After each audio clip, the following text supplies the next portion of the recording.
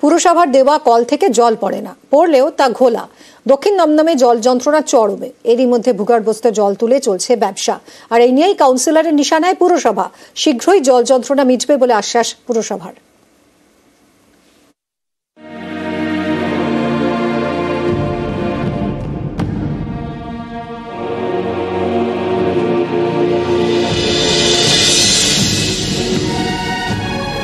বাড়িতে বাড়িতে পুরসভার জলের লাইন গিয়েছে, কিন্তু সেই কল থেকে ঠিকমতো জল পড়ে না। অভিযোগ উত্তর 24 পরগনা দমদমের বিস্তীর্ণ এলাকায় প্রায় সারা বছরই জলকষ্ট চলে। মাঝে মধ্যেই টানা কয়েকদিন জল বন্ধ থাকে। গত 3 মাস ধরে কল থেকে ঘোলা জল পড়ছে বলে দাবি স্থানীয়দের। এখানে জল ঠিক মতো আসে না, মাঝে মধ্যেই জল, হঠাৎ জল নেই। বিগত 3 মাস যাবত মানে পুরো ঘোলা জলই পড়ছে। গরমকালে তো এরকমই 2 দিন 3 দিন জল আসে না, গাড়িও ঢোকে না। গরমকালে তো প্রচুর সমস্যা, মানে 3-4 দিন একটানা জল আসছে না।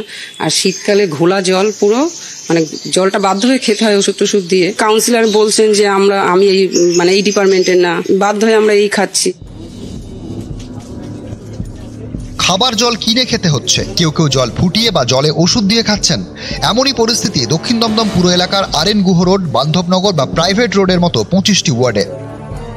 জলের এখানে খুবই প্রবলেম চলছে বর্তমানে। আবার যেটুকু জল দিচ্ছে সেটা ঘোলা, আবার গন্ধ, খাওয়া যাচ্ছে না। আমরা কাউন্সিলরকে বলেছি, কাউন্সিলর বলে আমি জলের ডিপার্টমেন্টে নেই, খাবার জল কিনে খাই। ঠিকমতো খাবার জল পাওয়া যাচ্ছে না। আর দক্ষিণ দমদমে ভূগর্ভস্থ জল তুলে চলছে একের পর এক জলের কারখানা। ব্যবসায়ীদের দাবি পুরসভা তো ট্রেড লাইসেন্স দিয়েছে। লাইসেন্স আছে আপনাদের? হ্যাঁ, লাইসেন্স আছে। পুরসভাকে জানিয়েছিলেন? পুরসভাকে জানিয়েছিলাম। পুরসভায় তো আমার ট্রেড লাইসেন্স দিয়েছে। যখন আমি ট্রেড লাইসেন্স করতে যাই তখন তো আমাকে দেওয়াটা উচিত হয়নি। এটা কি আমার দোষ? জলের সমস্যায় জেরবার বাসিন্দারা, তার মধ্যেই রমরমিয়ে চলছে বেআইনি জলের কারবার। এ নিয়ে তৃণমূল পরিচালিত পুরসভাকে নিশানা করছেন কাউন্সিলর। যতক্ষণ জলের সংকলন না হবে ততক্ষণ নিশ্চয়ই বড় বড় বহুতলের পারমিশন দেওয়া উচিত না।